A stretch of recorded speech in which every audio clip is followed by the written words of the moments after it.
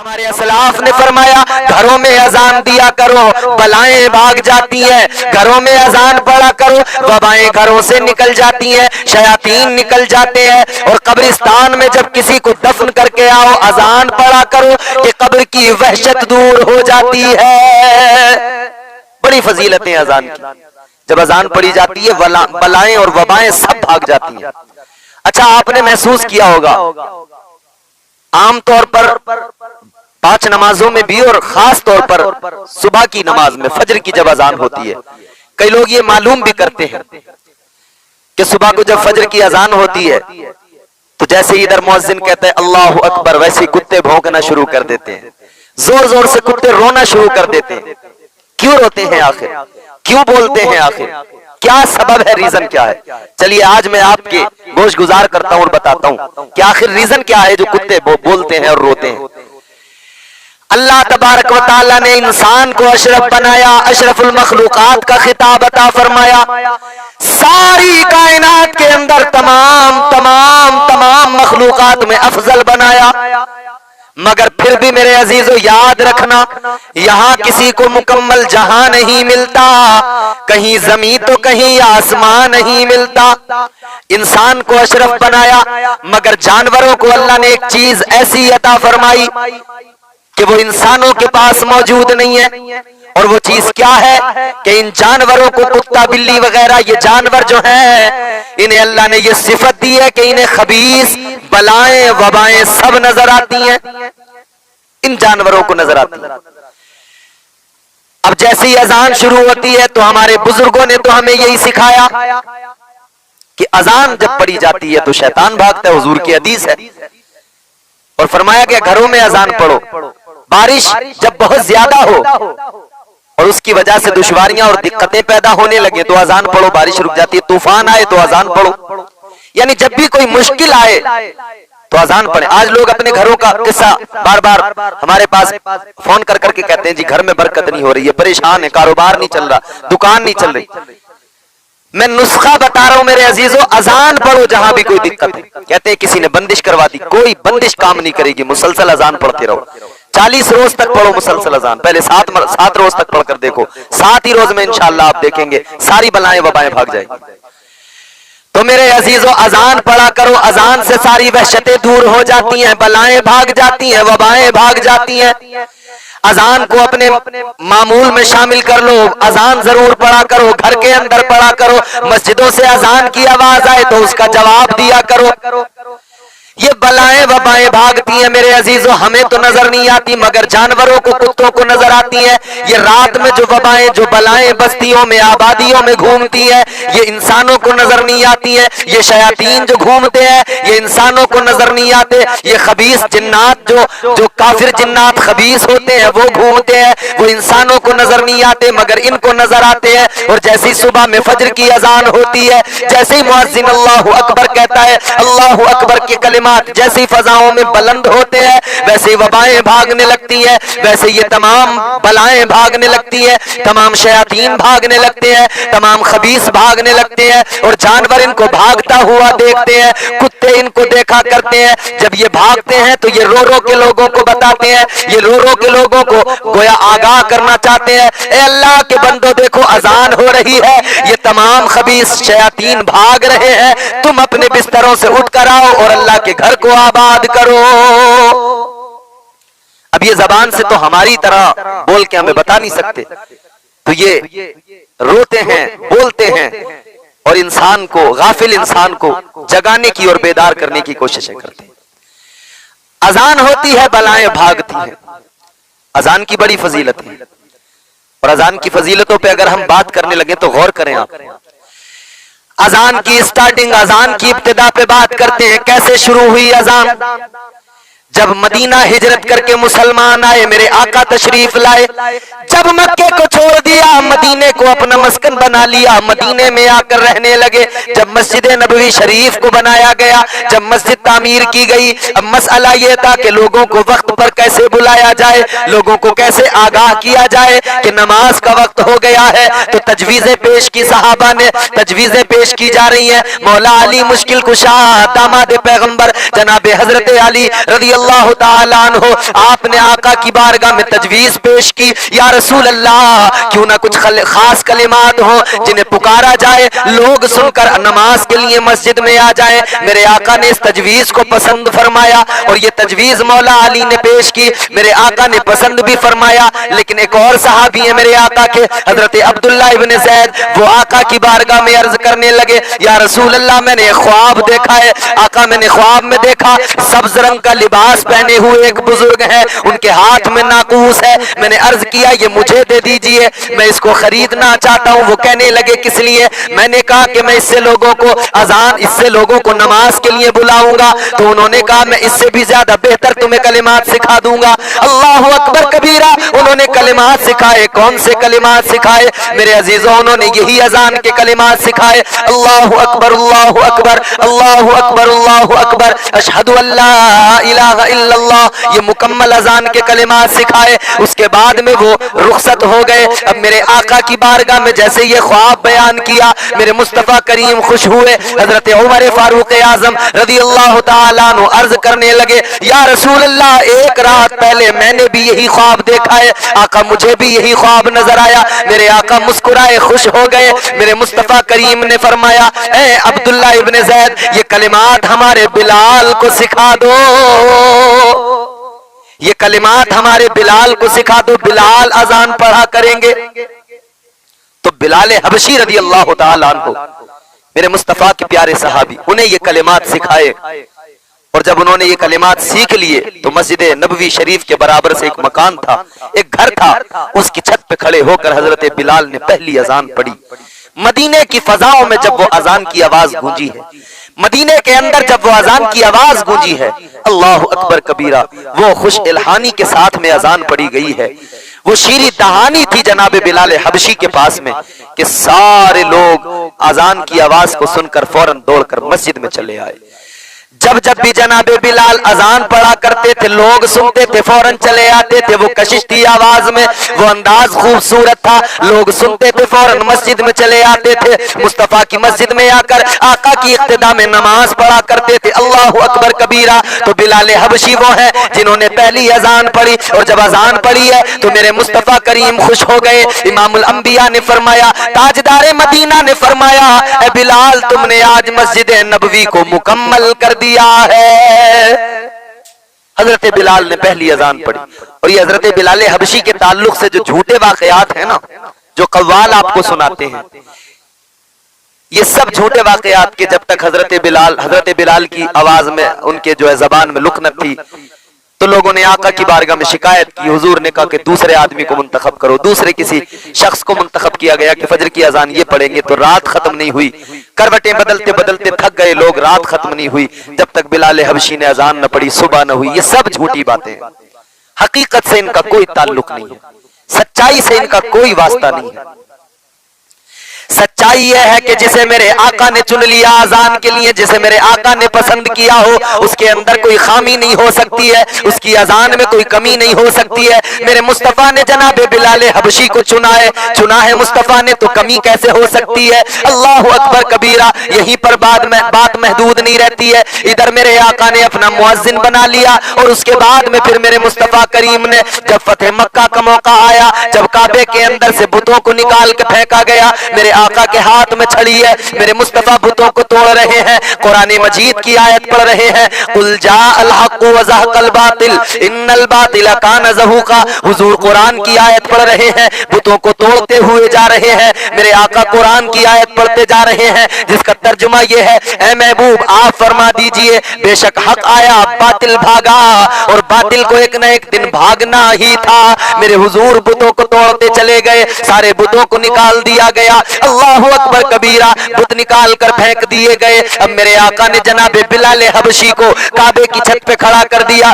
बिलाल काबे की छत पे खड़े हो जाओ, अजान पढ़ो, अल्लाह अकबर। हजरत बिलाल खड़े हो गए, मगर आका की बारगाह में अर्ज करने लगे, या रसूल अल्लाह, ऐ इमामुल अंबिया, मैंने मस्जिद नबवी में अजान पढ़ी, मैंने अपना रुख काबे की तरफ किया, मुंह काबे की तरफ किया। या रसूल अल्लाह, सफर में अजान पढ़ी, मुंह काबे की तरफ किया। आका, मैंने जहां भी अजान पढ़ी मुंह काबे की तरफ किया। हुजूर, आपने जंग के मैदान में भी अगर अजान का हुक्म दिया, मैंने अजान पढ़ी, मुंह काबे की तरफ किया है। मगर या रसूल अल्लाह, आज आपने मुझे काबे की छत पे खड़ा कर दिया है। या रसूल अल्लाह, अब मेरी समझ में नहीं आता मुंह किस तरफ को करूं। मेरे आका मुस्कुराए, मुस्तफा ने फरमाया, ए बिलाल, काबे का काबा तुम्हारे सामने खड़ा है, इधर उधर मुंह करने की जरूरत नहीं है, अपने नबी की तरफ मुंह करके अजान पढ़ना शुरू कर दो।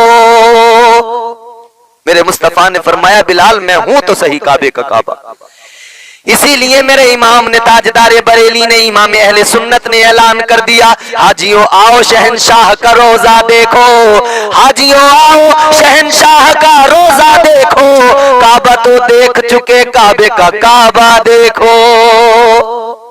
और आबे जमजम तो पिया खूब बुझाई प्यासे, आबे जमजम तो पिया खूब बुझाई प्यासे, आओ जूदे शह बतहा कभी दरिया देखो। तो मेरे मुस्तफा की जात ये है, अल्लाह अकबर। काबे का काबा मेरे हुजूर हैं।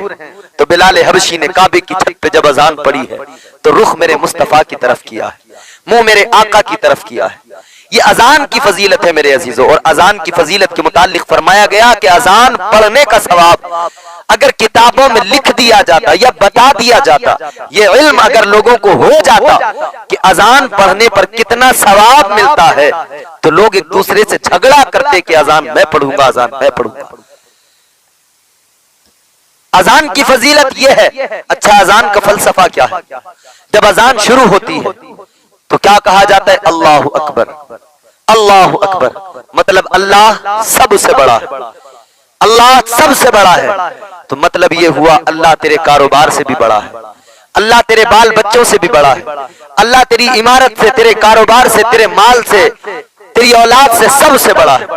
तो जो बड़ा है उसकी बारगाह में पहले जाओ, जो बड़ा है इन छोटों के पास से निकल के पहले उसकी बारगाह में जाके सर झुकाओ।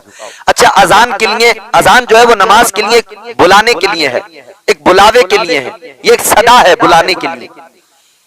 और इसमें जो बुलाया जाता है, पुकारा जाता है, क्या कहा जाता है? हय्या अलस सलाह, आओ नमाज की तरफ, हय्या अलस सलाह, आओ नमाज की तरफ। अब कोई भी इंसान बुलाए नमाज की तरफ, कोई जाने को तैयार नहीं होगा, इसलिए कि इंसान की बात इंसान जल्दी नहीं मानता। तो फिर यह भी जानना पड़ेगा कि बुलाने वाला बुला रहा है, मगर इसे किसने कहा बुलाने के लिए, किसके हुक्म से बुला रहा है। ये बिल्कुल इसी तरह है कि हमारे मोहल्ले का कोई अमीर शख्स या कोई किसी सूबे के अंदर कोई वजीर हो, कोई किसी गांव का बड़ा आदमी रईस हो, कोई प्रधान हो, कोई विधायक हो, कोई सांसद हो, जब वो किसी को बुलाता है तो अपने किसी आदमी को भेजता है, कहता है चले आओ। वो कहता है चलो, तो उससे पूछा जाता है किसने भेजा है, बताया जाता है कि फलां ने भेजा है। तो इसकी बात की अहमियत नहीं, उसके हुक्म की अहमियत है। उसके हुक्म पर वो आदमी उठकर चल पड़ता है। मुअज्जिन जैसे ही पुकारता है हय्या अलस सलाह, आओ नमाज की तरफ, तो सवाल बनता है किसके हुक्म से बुला रहा है, किस लिए बुला रहा है। तो वो कहता है मैं अपनी, अब मेरा अपना बुलावा नहीं है, मैं कॉल नहीं दे रहा, बल्कि ये तो मुझे हुक्म मिला है। किसका हुक्म है? तो मुअज्जिन कहते हैं अल्लाह अकबर, अल्लाह अकबर। यहीं से शुरू करता है कि हुक्म तो मेरे रब का है, उस रब का हुक्म है जो सबसे बड़ा है। अच्छा, वो रब बुला रहा है, लेकिन उसको तो देखा किसी ने नहीं, उसको तो जानता कोई नहीं।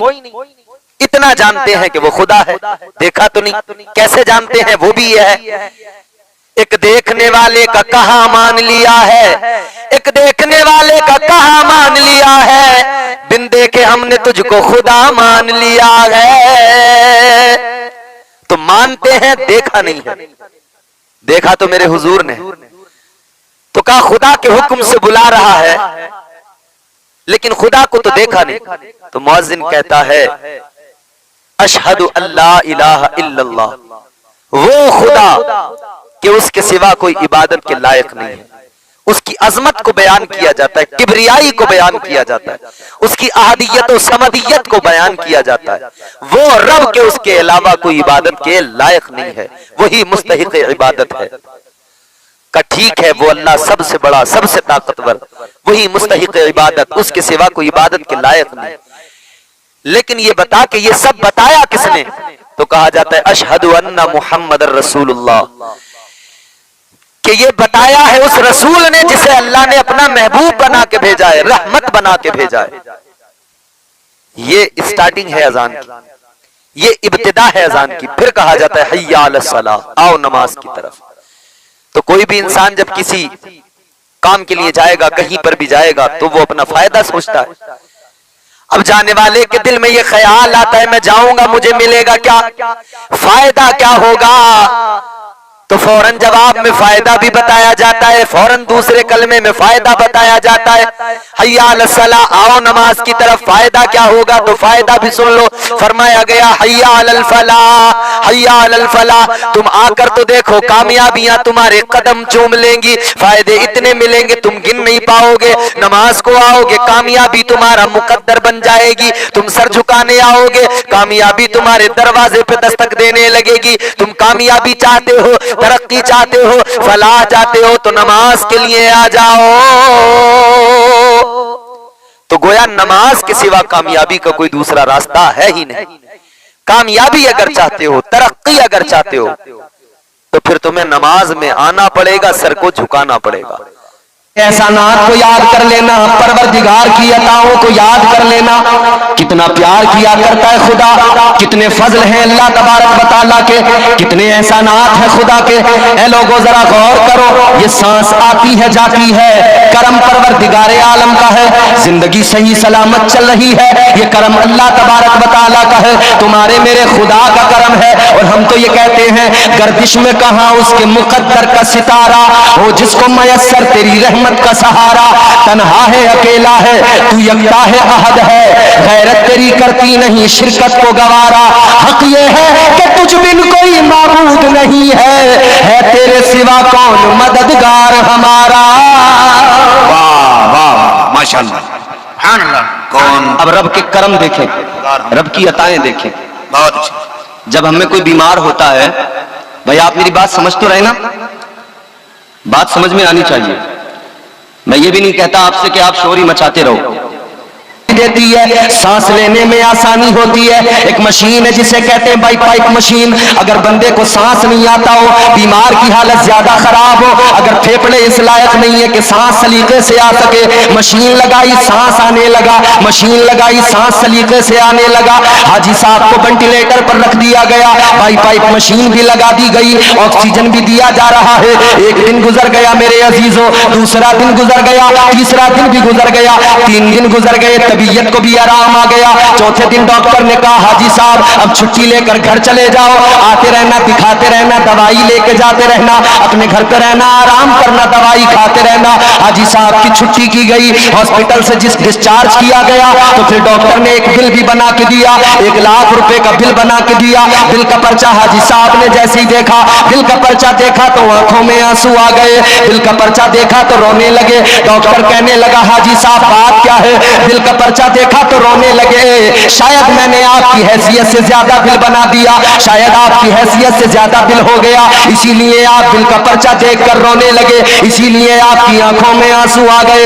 इतना सुना हाजी साहब कहने लगे ए डॉक्टर सुनो, बात 1 लाख की नहीं है, 1 लाख की वजह से नहीं रोया। कहने लगे 1 लाख क्या चीज है, 2 लाख का बिल होता तब भी दे देता, 2 लाख का बिल होता तब भी हंसते हंसते दे देता। डॉक्टर कहने लगा अगर बिल की वजह से नहीं रोए, पैसों की वजह से नहीं रोए, तो फिर रोने की वजह क्या है? चाय पीने वालों ये जुमला दिल की तख्ती पर लिख के जाना, अगर पसंद आया इंशाअल्लाह जिंदगी बदल जाएगी, जिंदगी में इनकलाब आ जाएगा। डॉक्टर ने कहा हाजी साहब सुनो, अगर बात पैसों की नहीं है, अगर बात 1 लाख रुपए की नहीं है, तो फिर आंखों में आंसू क्यों आए, रोने की वजह क्या है? तो हाजी साहब ने कहा तेरा पर्चा देख के नहीं रोया, तेरा बिल देख के नहीं रोया, किस लिए रोए? कहने लगे इसलिए रोया, 3 रोज तेरे अस्पताल में रहा, 3 रोज तेरी मशीनों ने ख्याल रखा, सांस लेने में तेरी मशीनों ने मदद की, 3 रोज तूने ख्याल रखा, तो 1 लाख का का दिल बना के दे दिया। मैं अपने रब के करम को याद करके रोता हूँ। 60 साल की मेरी जिंदगी हो गई। हर दिन मेरा अल्लाह, हर दिन मेरा खुदा मुझे ऑक्सीजन भी देता है। हर दिन मेरा परवरदिगार मुझे सांस लेने में मदद किया करता है, मेरे दिल की धड़कनों को चलाता है। लेकिन मेरे परवरदिगार ने आज तक मुझसे कभी कोई दिल नहीं मांगा है।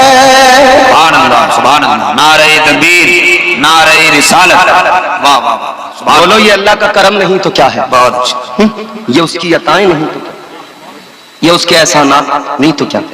प्यार बहुत है अल्लाह को बंदों से, कितना प्यार है। फरमाया गया परवरदिगार अपने बंदे से 70 माओं से ज्यादा मोहब्बत करता है। बेशक। कितना? 70 माओं से ज्यादा, 70 माओं से ज्यादा अल्लाह प्यार करता है। एक पीर की बारगाह में मुरीद बैठा है।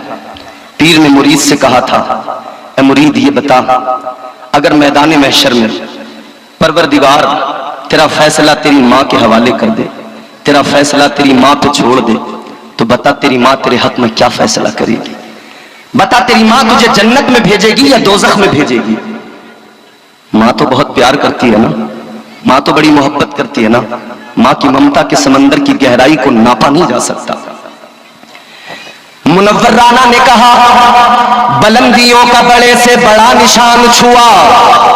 शायद आपको मेरी तकरीर में लतीफे ना मिले, शायद आपको हंसी ना आए, मगर मैं चाहता हूं हंसी ना आए। हंसते हंसते तो दिल मुर्दा हो गए, एक आंसू अगर आंख से निकल आया तो मेरा भी बोलना, तुम्हारा भी सुनना कामयाब। बहुत अच्छा, बहुत अच्छा, बहुत उम्दा बयान, वाह वाह वाह।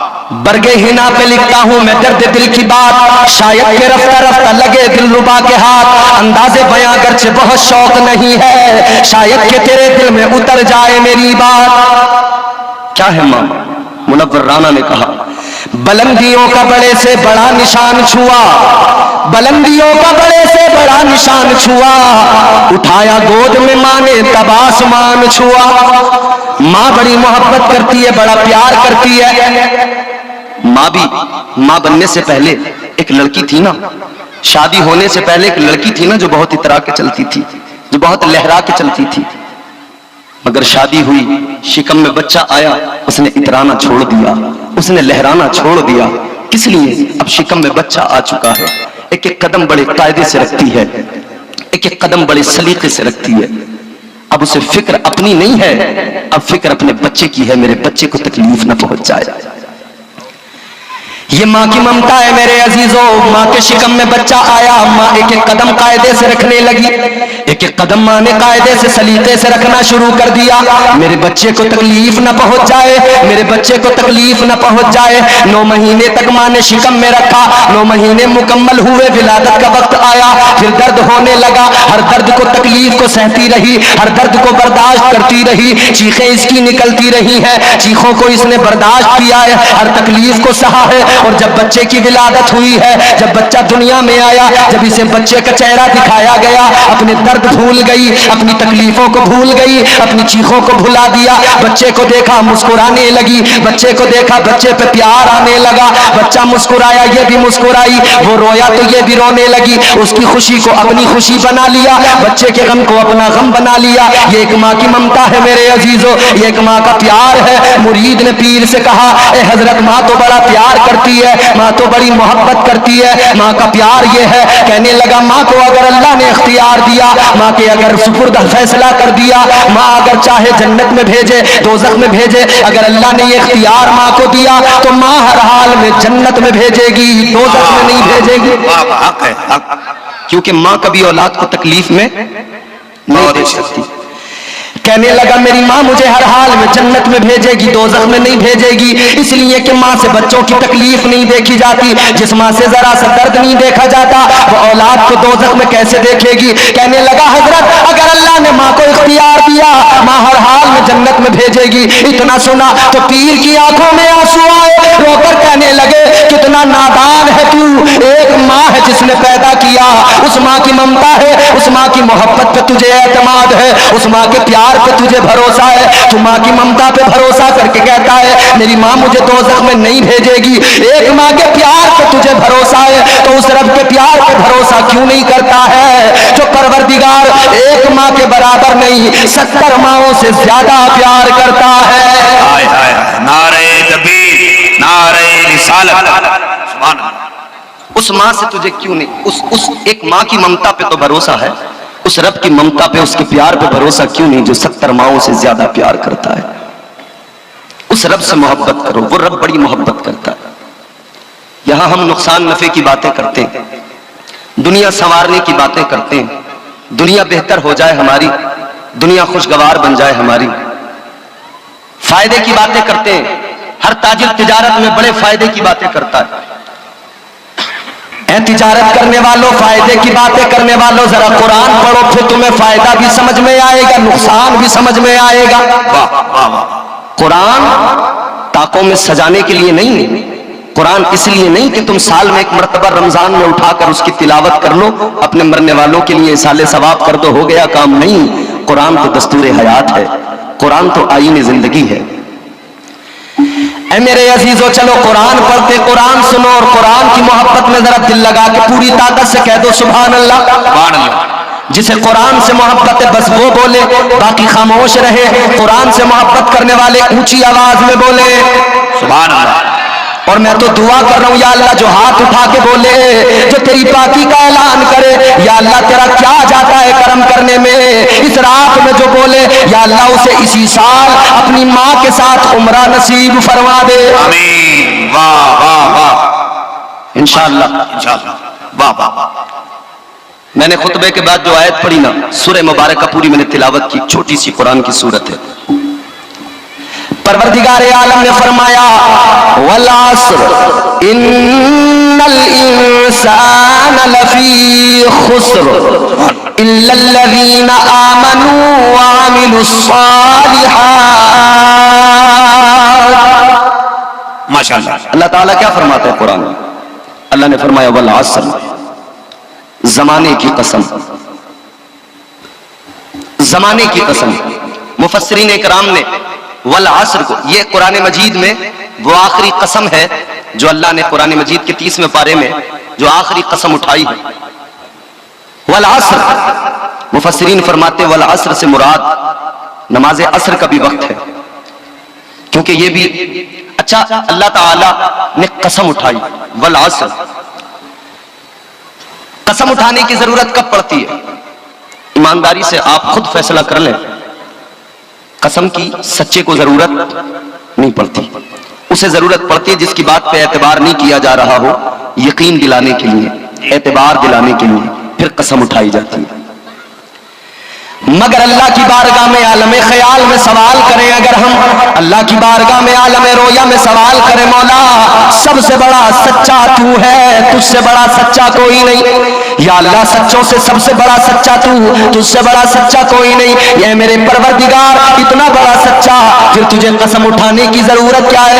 या अल्लाह कसम क्यों उठाई तूने? ए परवरदिगार तुझे क्या जरूरत? तो अल्लाह तबारक व तआला का कुरान है, अल्लाह तबारक व तआला गोया बंदों से फरमाएगा, बंदों से परवरदिगार का जवाब बंदों को आएगा। ए मेरे बंदो, बात तो दुरुस्त है कि सच्चों को कभी कसम की जरूरत नहीं होती है, लेकिन मैं तो तुम्हारा खुदा हूं, मैं तो तुम्हारा परवरदिगार हूं, मैं तो तुम्हारा खालिक व मालिक हूं। मैंने कसम उठाई है तो बेवजह कसम नहीं उठाई है, मैंने इसलिए कसम उठाई है कि इस कसम को पहले ही बंदा सुन लेगा कि रब ने कसम उठा के कोई बात कही है, तो आने वाली बात की अहमियत को भी समझ लेगा। आने वाली बात की अहमियत क्या है उसका अंदाजा भी हो जाएगा। उस बात की अहमियत क्या? अल्लाह ताला ने कसम उठाई, अल्लाह ने फरमाया वल अस्र, अल्लाह ने फरमाया जमाने की कसम। ए लोगों, कौन से जमाने की कसम? और जमाना किसे कहते हैं? जमाना वक्त को कहा जाता है। ये जो टिक टिक करती है ना घड़ी की सुइयां, ये जो वक्त गुजरता चला जाता है, आज जिस वक्त की हम कदर नहीं किया करते, जिंदगी गुजर रही है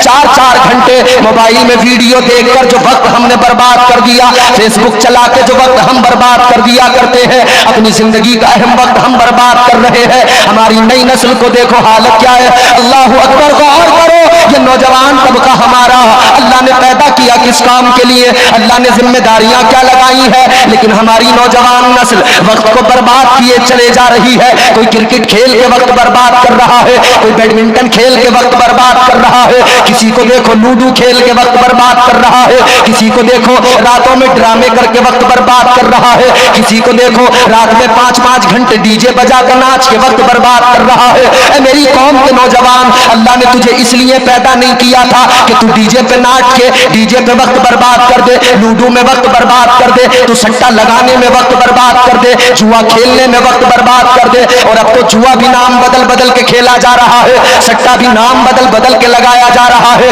अब सट्टा लगाने वालों ने मोबाइल एप्लीकेशंस का सहारा ले लिया, कोई ड्रीम 11 पे टीम बना के सट्टा लगा रहा है, कोई क्रिकेट में पैसा लगा के सट्टा लगा रहा है। जुआ खेलने वालों ने, सट्टा लगाने वालों ने तरीके नहीं निकाल लिए, इसी तरह शराबियों ने तरीके नहीं निकाल लिए। इन्होंने बियर के नाम से शराब की बोतल उठाई, कहने लगे फलों का जूस पी रहे हैं, ये शराब नहीं है। शराब की सरमस्तियों में वक्त बर्बाद न करो खुदारा, जुआ खेल के वक्त बर्बाद न करो, टीमें बना के वक्त बर्बाद न करो, इसलिए कि अल्लाह का कुरान तुम्हें बताता है कि ये काम तुम्हारे नहीं है। अल्लाह ताला का कुरान सुनो मेरे अजीजों, परवरदिगार आलम ने फरमाया, अल्लाह का कुरान कहता है इन्नमल खम्रु वल मैसिरु वल अंसाब वल अज़लाम रिजसुम मिन अमलिश शैतान। अल्लाह ताला ने कुरान मजीद में फरमाया ये शराब पीना, ये जुआ खेलना, अल्लाह का कुरान कहता तुम्हारे काम नहीं है, ये सारे के सारे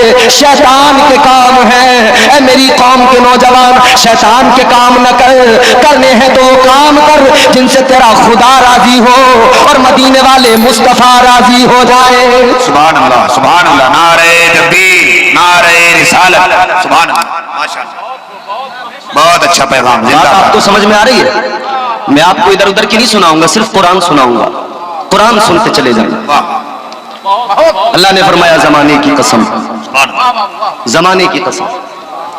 कौन से जमाने की कसम? आओ जरा मुस्तफा करीम का फरमान सुन लो।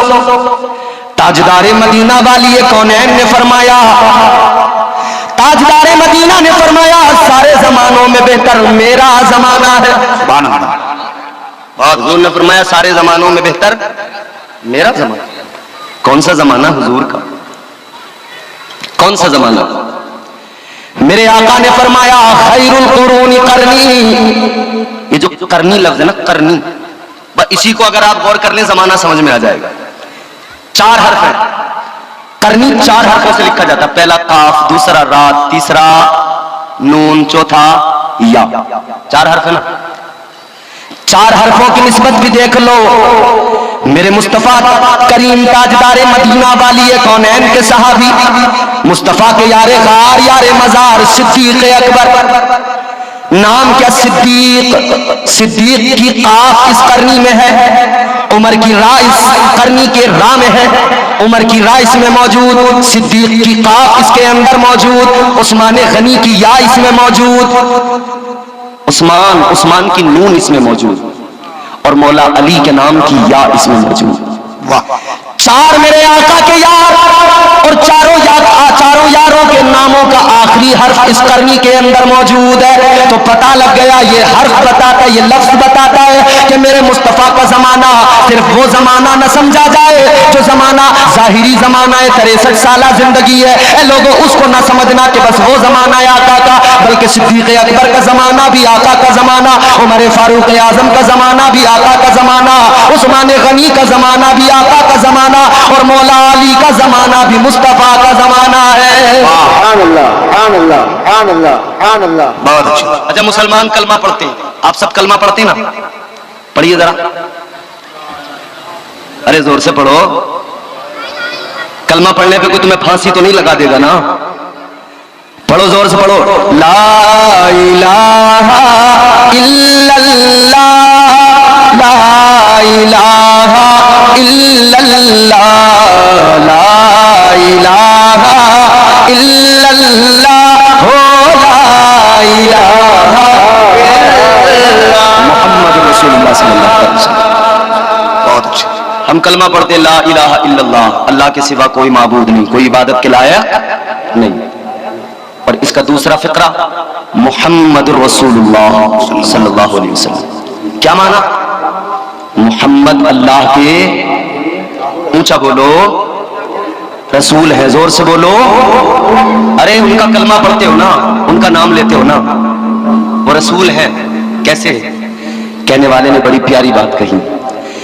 कह करे दिल रुबा बन के आया, रूह अर्जो समा बन के आया, सब रसूले खुदा बन के आए, वो हबीबे खुदा बन के आया। सैयदा आमिना का दुलारा और हलीमा की आंखों का तारा, वो शकिस्ता दिलों का सहारा, बेबसों की दुआ बन के आया। बादशाहों ने की है गुलामी, ताजदारों ने दी है सलामी, बेमिसाल उनका नामे गिरामी, मुस्तफा मुजतबा बन के आया।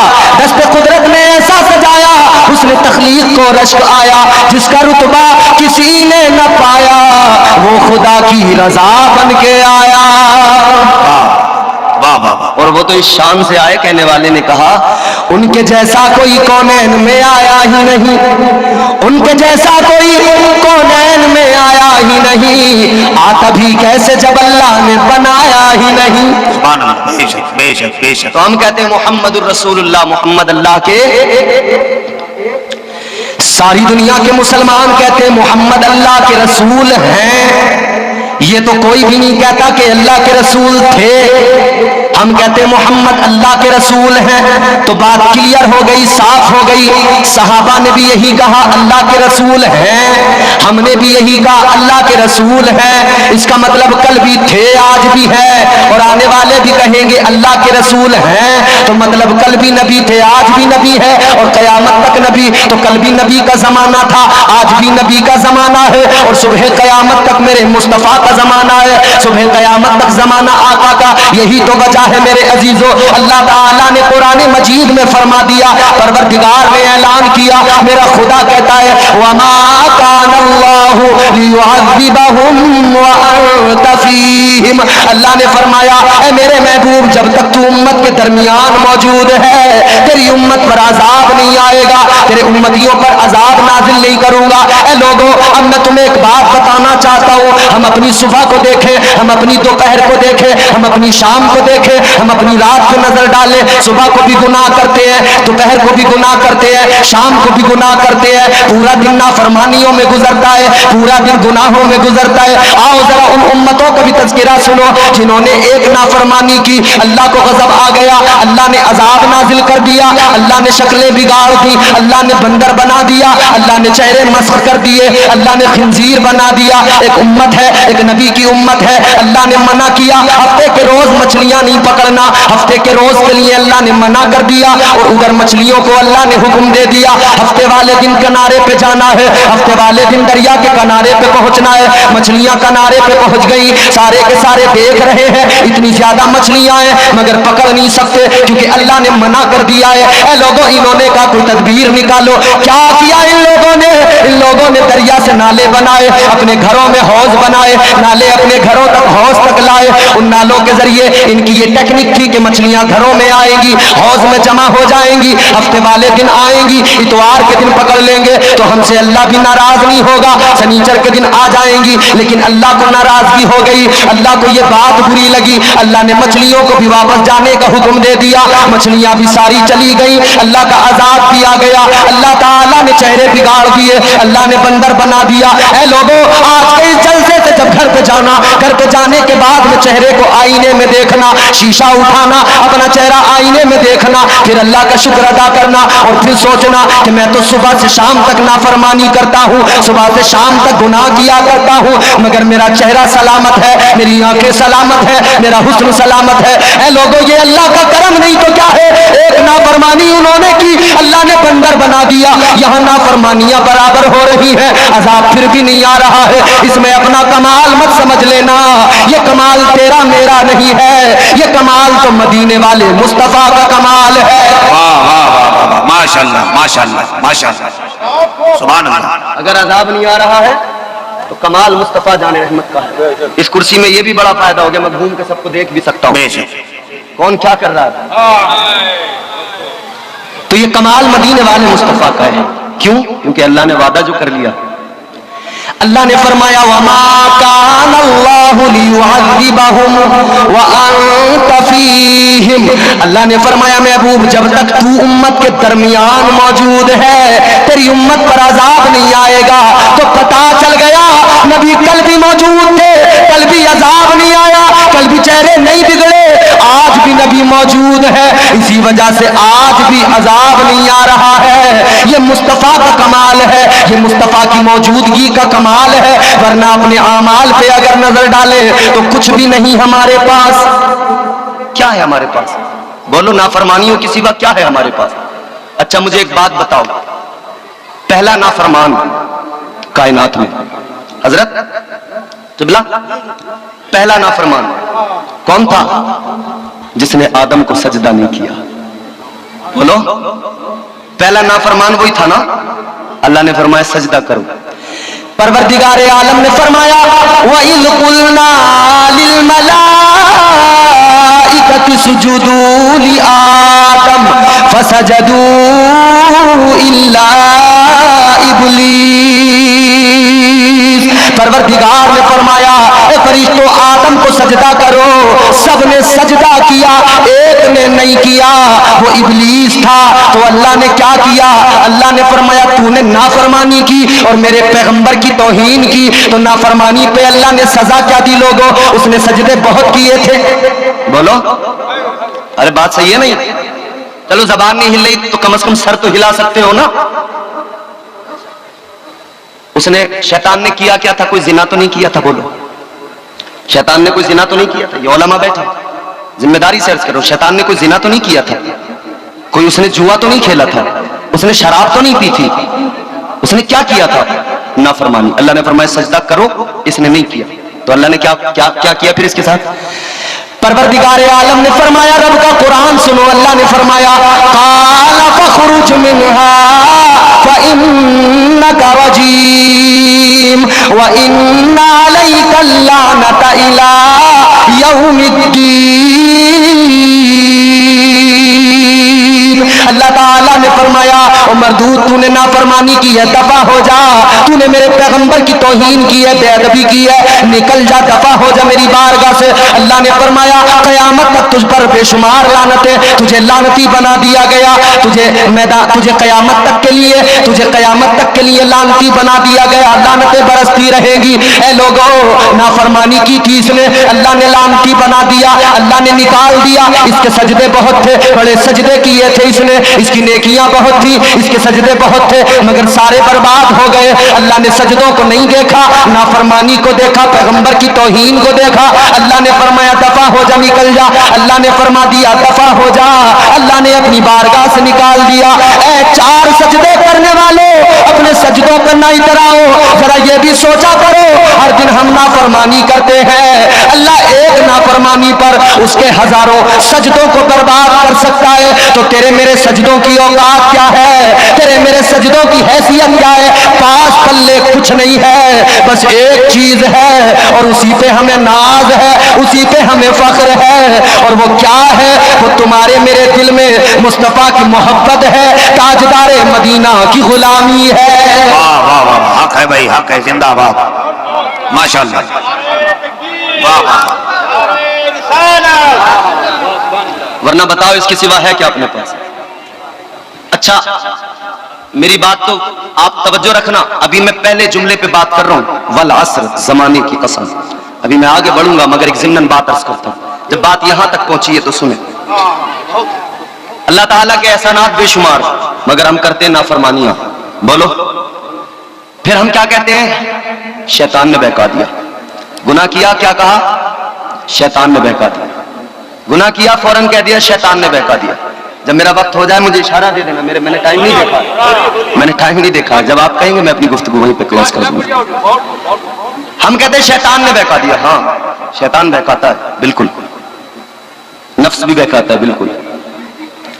लेकिन एक बात याद रखना, आड़ न लिया करें, आड़ न लिया करें। अल्लाह ने कमजोर नहीं बनाया है तुम्हें और मुझे, अल्लाह ने लाचार नहीं बनाया है कि शैतान के पीछे छुप जाओ, इसने बहका दिया था, इसने बहका दिया था। वो तो बेकार अपना काम कर रहा है। आप और हम बताएं, हम अपना काम करते हैं कि नहीं? अल्लाह ने कमजोर तो नहीं बनाया। शैतान ने तो अल्लाह से वादा कर लिया, जब अल्लाह ने फरमाया ना निकल जा, तो इसने कहा मौला ज्यादा दूर नहीं जाऊंगा। अल्लाह ने फरमाया कहां जाएगा? शैतान अल्लाह की बारगाह में कहने लगा लअक़ूदन्न लहुम सिरातकल मुस्तक़ीम,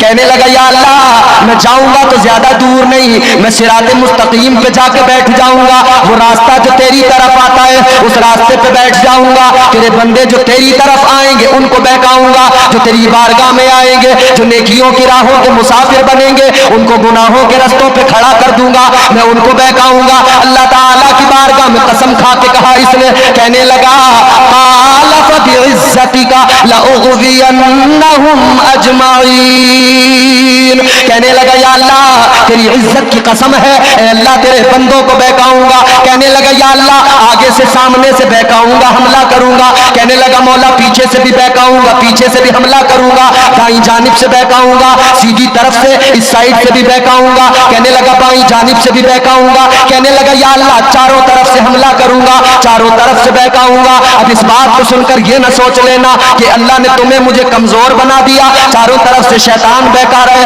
सुनो सुनो, शैतान ने कहा मौला चार साइडें हैं, चारों से बहकाऊंगा। अल्लाह ने फरमाया मेरे बंदों को मैंने तन्हा नहीं छोड़ा है, मैं अपने बंदों से प्यार बहुत करता हूं। अल्लाह ने फरमाया ओ शैतान तूने चार समतों को चुना है, चार साइडों को चुना है, तू आगे से बहकाएगा, पीछे से बहकाएगा, दाएं जानिब से बहकाएगा, बाईं जानिब से बहकाएगा। अल्लाह ने फरमाया चार साइडों को तूने चुन लिया, दो साइडों को तूने छोड़ दिया, तो चल चार तेरी दो मेरी, चार साइडें तेरी तू बहका, दो साइडें मेरी मैं करम करूंगा। तू चार तरफ से बहकाएगा मगर तूने दो साइडों को छोड़ा, एक नीचे वाली साइड को छोड़ दिया, एक ऊपर वाली समत को छोड़ दिया। अल्लाह ने फरमाया तू चारों तरफ से हमला करेगा, बहकाएगा, मगर मेरा बंदा जब गुनाहों पे नादिम होगा यूं ऊपर को देख के हाथ उठाएगा, मैं उसके सारे गुनाहों को मुआफ कर दूंगा। वाह वाह वाह माशाअल्लाह, नारे तकबीर, नारे रिसालत, सुन्नते मुस्तफा कॉन्फ्रेंस, वाह वाह वाह, बहुत अच्छा। वो नवाजने पे आए तो नवाज दे ज़माना, जिसे रब के करम पे भरोसा है वो बोल दे सुभान अल्लाह। वो नवाजने पे आए तो नवाज दे ज़माना, वो नवाजने पे आए तो नवाज दे ज़माना, वो करीम ही जो ठहरा तो करम का क्या ठिकाना। उसके करम की कोई इंतहा है, उसकी रहमतें पुकार रही हैं आजा बंदे, आजा बंदे, उसकी रहमतें आगोश में लेना चाहती हैं। अल्लाह ने फरमाया दो साइडें मेरी। ये देवघर आपका जो इलाका बड़ा अच्छा है माशाल्लाह, अच्छा सुन रहे हैं आप लोग, अल्लाह आपको सलामत रखे। और मुझे एक बात से और खुशी होती है इस इलाके में, मुझे अच्छा लगता है ये नौजवान जो मेरे सामने बैठ के जब मुझे सुनते हैं। हमारे रियाज भाई ये सरपंच मुखिया हैं, मगर देखे दीनदारी, दूसरे गांव से चलकर, बरमतरा शायद इनके गांव का नाम है, बरमतरा से आए सुनने के लिए। अल्लाह ताला इन्हें सलामत रखे। जब सरपंच हमारे दीनदार होने लगेंगे तो फिर यकीनन हम लोग देखेंगे कि हमारी कौम के अंदर बदलाव आएगा, इनकलाब आएगा इंशाअल्लाह ताला। अल्लाह ताला इन तमाम को सलामत रखे। अब जरा तवज्जो करें और मेरे जुमले सुने, जरा प्यार से मोहब्बत से कह दे सुभान अल्लाह, सुभान अल्लाह। तो अल्लाह ताला ने फरमाया तू चारों तरफ से हमले करेगा, मैं दो तरफ से करम करूंगा। जब मेरा बंदा, क्योंकि अल्लाह की रहमतें तो पुकार रही है ना, अल्लाह ताला की रहमतें पुकार रही है। अल्लाह ने फरमाया या अय्युहल इंसानु मा गर्रका बिरब्बिकल करीम।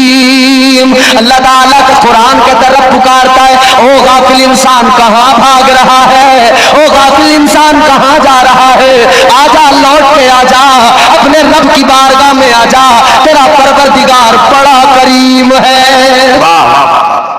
बहुत करम करता है, उसकी रहमतें बुला रही हैं आजा आजा। जिस तरह कोई घर से भाग जाए ना, जब कोई घर से नाराज होकर भाग जाए तो फिर उसको बुलाते हैं, कहते हैं यार आजा, गुस्सा ना हो चल आजा। पोस्टर भी लगा देते हैं कि ये आदमी गायब है, गुस्से में चला गया है, कोई साहब अगर देखें तो जरा इस एड्रेस पे, इस रास्ते पे पहुंचा दे। एक बात और लिखते हैं उसमें, कहते तू अगर गुस्से से गया है तो लौट के आजा, हम तेरी गलतियों को मुआफ कर देंगे, तुझे कुछ नहीं कहेंगे। अल्लाह, हमारा अपना बच्चा नाराज होकर चला जाए, हम कहते हैं बेटा आजा, चल तेरी गलतियों को माफ कर देंगे, तू डरना नहीं कि मारेंगे, तू डरना नहीं कि तुझे पकड़ के बांध के डाल देंगे, मारेंगे नहीं, डरना नहीं, आजा, हमें तुझसे प्यार है, हमें तुझसे मोहब्बत है। रब भी तो बंदों से यही कहता, मेरे बंदे आजा आजा, ऐ मेरे बंदे अगर तुझे डर है परवरदिगार जहन्नम में डाल देगा तो यही डर काफी है, तू आजा, आकर जरा देख तो ले, तेरा परवरदिगार तेरे गुनाहों को मुआफ कर देगा। सुभान अल्लाह, सुभान अल्लाह। अल्लाह नहीं चाहता तुझे जहन्नम में डालना, अल्लाह की रहमत को गवारा नहीं बंदा दोज़ख में जाए, परवरदिगार तो बंदों को जन्नत में भेजना चाहता है। इसीलिए तो अल्लाह ने कुरान में फरमाया, अल्लाह का कुरान कहते हैं मा यफ़अलुल्लाहु बिअज़ाबिकुम इन शकरतुम व आमनतुम। अल्लाह का कुरान कहता है, अल्लाह ताला अपने बंदों से प्यार करता है यार। अल्लाह नहीं चाहता दोज़ख में जाए। अल्लाह फरमाता है मेरे बंदो, तुम्हारा रब जो है ना प्यार करता है तुमसे, तुम जरा फर्मा बरदार तो बनो, आओ तो सही, तुम्हारा रब तुम्हें, तुम शुक्रगुजार तो बनो। तुम शुक्रगुजार बनोगे ना तो रब को कोई जरूरत नहीं कि तुम्हें जहन्नम में भेजे। अच्छा, एक बात मैं यहीं पे ठहर के और बता दूं आपको। अल्लाह ताला ने हजरत आदम अलैहिस्सलाम पहले इंसान है, बोलो पहले है ना, पहले बशर, पहले आदमी, पहले इंसान अल्लाह ने पैदा किया। कहां रखा? जोर से बोलो जिन्हें मालूम है कहां रखा, और ऊंचा बोलो। जिसे जन्नत में जाना वो बोले कहां रखा? जन्नत में रखा। क्यों रखा? अल्लाह ने हजरत आदम अलैहिस्सलाम को जब पैदा किया था तो क्या कहा था?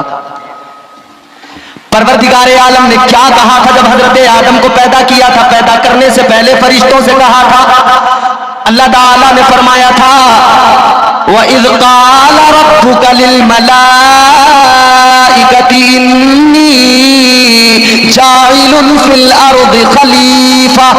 अल्लाह ताला ने फरमाया था ऐ मेरे फरिश्तों, मैं जमीन में अपना खलीफा बनाने वाला हूं। कहां? फिल अर्दि खलीफा, कहां? जमीन में। तो अल्लाह ने ये तो ऐलान पैदा करने से पहले कर दिया था कि खिलाफत अर्जी अता करूंगा, जमीन की खिलाफत दूंगा, जमीन में नियाबत दूंगा। तो ये तो अल्लाह ने ऐलान कर दिया था। तो या अल्लाह, जब तूने आदम को बनाया ही जमीन के लिए था, जमीन की खिलाफत देनी। कौन? आदम आपकी ही नस्ल में होंगे। जाहिरी तौर पर तो बड़ा जमाना लगेगा अभी दुनिया में आने में, मगर आदम तुम्हें जो पैदा किया गया उनके ही सदके में पैदा किया गया है। बेशक अल्लाह ताला ने बंदों को मिजाज दे दिया, इंसानियत को मिजाज दे दिया। जब तुम्हारी शादियां हो, जब तुम्हारे निकाह हो, शादियां हो, तो एक काम जरूर करना। वो काम क्या? वो काम ये रब के महबूब का जिक्र जरूर करना। सुभान अल्लाह। क्योंकि आदम से जिक्र मुस्तफा कराया, दुरूद पढ़वाया। तो पता लग गया निकाह के साथ जरूरी है कि जिक्र मुस्तफा किया जाए। निकाह के साथ इंसानियत को मिजाज दिया गया, ताजदार मदीना पे दुरूद पढ़ा जाए। आज वही तो किया जा रहा है। निकाह के पहले ये महफिल सजाकर मदीने वाले का जिक्र किया जा रहा है, आका के कसीदे पढ़े जा रहे हैं, आका पे दुरूद पढ़ा जा रहा है, सुन्नत हजरत आदम भी अदा हो रही है, अल्लाह ताला के हुक्म पर भी अमल हो रहा है। सुभान अल्लाह, सुभान अल्लाह। तो दुनिया की पहली शादी ये बताती है कि शादी में होना क्या चाहिए। कितनी चीजें बताई शादी में? एक तो ये बताया कि शादी में बाराती जो हो वो नेक हो। ऐसा नहीं कि सारे 8 नंबर ही इकट्ठे कर लिए, तमाम 2 नंबरी लोग। अब तो फिर भी मियां जी, हाँ, नाच गाना कैसे होगा फिर? अब तो डीजे बजा के शराबे पी पी के मुसलमान कहलाने वाले नाच रहे बारातों में। मगर दुनिया की पहली शादी ने सिखाया क्या? अल्लाह ने मिजाज कर दिया, पहले आदमी की शादी है, कोई दूसरा आदमी नहीं है, तो सारी आदमियत को मिजाज दिया गया। तुम्हें शादियां करनी है मगर ऐसे करना जैसे रब सिखा रहा। कैसे? पहले तो ये करना कि तुम्हारी शादियां जो हो वो ऐसी हो कि उनमें जिक्र मुस्तफा हो, अल्लाह उसके रसूल का जिक्र हो, नबी पर दुरूद पढ़ा जाए। दूसरा ये तुम्हारे बाराती अच्छे हो, नेक लोग हो। तीसरा ये कि तुम्हारी बारातों में नाच गाने ढोल तमाशे नहीं होने चाहिए। और ये भी नहीं मियां कि आजकल जो हालात हैं, इतना प्रेशर बनाया जा रहा है, इतना प्रेशर बनाया जा रहा है लड़की वालों पर, लड़की के बाप पर, कि साहब फला जगह ऐसा खाना चाहिए, फला मैरिज हॉल में चाहिए, ये चाहिए, वो चाहिए। ये नहीं, इस्लाम नहीं है। आप मेरे अजीजों, मेरे आका के 11 निकाह मुझे साबित करके कोई दुनिया में बता दे। ताजदारे मदीना ने 11 निकाह किए, कोई बता दे कि आका लड़की वाले के घर कोई बारात लेकर पहुंचे हैं। कोई बता दे, साबित कर दे। ये जो 250 की फौज चढ़ा दी उसके घर पे हमला करने को। ताजदार मदीना की प्यारी शहजादी सैयदा तैयबा हजरत फातिमा ज़हरा का निकाह हुआ, शादी हुई। अजीजों, कोई तारीख बता दे, मुझे साबित कर दे कि मौला अली अपनी बहुत लंबी चौड़ी बारात लेकर नबी के दरवाजे पे गए हो। नहीं, बल्कि अली के दूल्हा बनकर कहाँ आए? मस्जिद रसूल में आए, मस्जिद नबवी में आए। तो सहाबा जमा हुए, अली और फातिमा की शादी है। शेर खुदा हैदर कर्रार एक तरफ दूल्हा है और खातून जन्नत दूसरी जानिब दुल्हन है। तो इतनी प्यारी शादी है। अच्छा, यहां हम बाद में आएंगे, पहले अपनी वो बात कंप्लीट करते हैं। बारात कैसे, शादी कैसे, जिसमें जिक्र मुस्तफा हो। और यहां से ये भी मिजाज मिला, फिर अल्लाह ने हुक्म दिया आदम अपनी बीवी के साथ जन्नत में रहो। मतलब यह है जिक्र मुस्तफा करते रहोगे तो फायदे में रहोगे इंशाअल्लाह। जिक्र मुस्तफा की बरकतें ये होंगी कि तुम अपनी बीवियों के साथ इंशाअल्लाह जन्नत में दाखिल हो जाओगे बेशक। अब ये वाली बात सुन के कई लोग टेंशन में पड़ जाते हैं, बोले क्या ये बीवी जन्नत में पीछा नहीं छोड़ेगी? बोले इससे तो यही बड़े परेशान हैं हम, जन्नत में भी। अजीजों, अगर मियाँ बीवी नेक है ना तो उनके लिए दुनिया में भी जन्नत है बेशक। मियाँ बीवी अगर नेक है तो दुनिया में भी जन्नत है। कैसे है अजीजों, जरा गौर करो। अगर मियाँ बीवी नेक है तो दुनिया में भी उनके लिए जन्नत है। ताजदार मदीना के एक सहाबी हैं, आका की बारगाह में गरीब है। हुजूर ने फरमाया, ऐ मेरे गरीब सहाबी, बताओ जरा क्या हाल है, जिंदगी तुम्हारी कैसी गुजर रही है? अभी हुजूर उनसे उनकी खैरियत मालूम कर रहे हैं, हाल मालूम कर रहे हैं कि फरिश्तों के सरदार आ गए, हजरत जिब्राइल अमीन आ गए। बुलबुल सिदरा आका की बारगाह में आए, सलाम पेश किया। अर्ज करते हैं, या रसूल अल्लाह, कि जिनसे आप इजहार मोहब्बत फरमा रहे हैं, जिनसे आप बात कर रहे हैं, हुजूर इनका कल जोहर में इंतकाल हो जाएगा। इनकी जिंदगी बस इतनी है, कल जोहर में ये इंतकाल हो जाएगा। बड़ी दुख भरी खबर थी। हुजूर अभी तो अपने गरीब सहाबी का हाल ही मालूम कर रहे थे, खैरियत ही ले रहे थे, खबर आ गई जोहर में इंतकाल हो जाएगा कल। ताजदार मदीना ने इधर खैरियत मालूम की थी, हाल मालूम किया तो फरमाया, है मेरे गरीब साहबी बताओ क्या हाल है? कहने लगे, या रसूल अल्लाह क्या बताऊं, बड़ा गरीब हूं आका, जिंदगी बस गुजर रही है। आका फरमाते, शादी हुई? या रसूल अल्लाह कौन करेगा मुझसे शादी, कौन अपनी बेटी मुझे देगा? मैं ठहरा गरीब। गरीब भले कितना नेक क्यों ना हो, उसे लोग समझते नहीं, रिश्ते नहीं देते बेटियों के। मालदार अगर बहुत बड़ा फ्रॉड आदमी भी है ना, मक्कार किस्म का, तो उसे यूं कहते हैं बड़े अक्लमंद आदमी है, बड़े सूझबूझ के आदमी है, जब तक पैसा कमा रहे हैं। और बेचारा शरीफ आदमी जो नमाजी है उसकी तरफ तो नहीं देख रहे। याद रखना मेरे अजीजों, ताजदार मदीना का फरमान है, दीनदारी की बुनियाद पर रिश्ते किया करो, मालदारी की बुनियाद पर रिश्ते न किया करो, क्योंकि मालदारी की बुनियाद पर किए गए रिश्ते अक्सर उन्हीं में दिक्कतें खराबियां पैदा होती हैं। दामाद दौलतमंद ना हो फर्क नहीं पड़ता, दीनदार हो, नमाजी हो, खुदा की कसम वो दुनिया में अपना कोई महल बनाए ना बनाए, जन्नत में जरूर अपना महल बना लेता है। सुभान अल्लाह।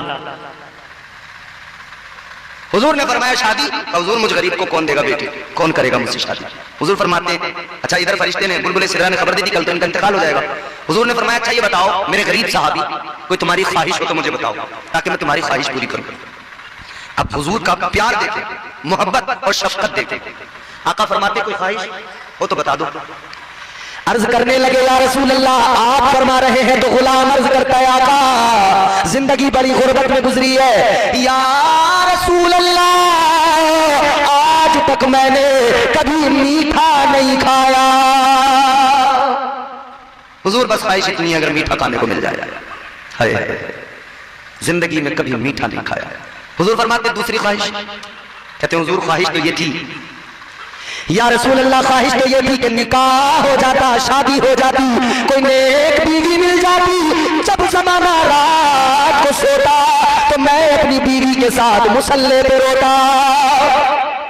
हुजूर तमन्ना तो ये थी, आरज़ू तो ये थी। हुजूर अपने गुलाम की बातें सुनकर मेरे मुस्तफा करीम का प्यार बेदार हुआ। यूं तो हर लम्हा का प्यार करते हैं अपने उम्मतियों से, अपने साहबा से, मगर वो एक खास वक्त था जब दरियाए कर्म जोश पर आ गया। ताजदार मदीना वाली कायनात मुस्तफा जाने रहमत का दरियाए करम जोश पर आया। जो मेरे आला हज़रत ने कहा ना, जब आ गई है जोश रहमत पे उनकी आंखें, तो फिर जब दरियाए करम जोश पे आया ना, हुजूर फरमाते हैं ये बताओ मेरे गरीब सहाबी कोई रिश्ता भी देख रखा है या नहीं, या रिश्ता भी हम ही देखें? का हुजूर है तो सही रिश्ता, मेरे चचा की बेटी है, बड़ी नेक है, जवान है, मगर मैं गरीब हूं तो वो करेगा नहीं, मेरी तरफ देखेगा नहीं। हुजूर ने फरमाया ठीक है अब हमारा काम।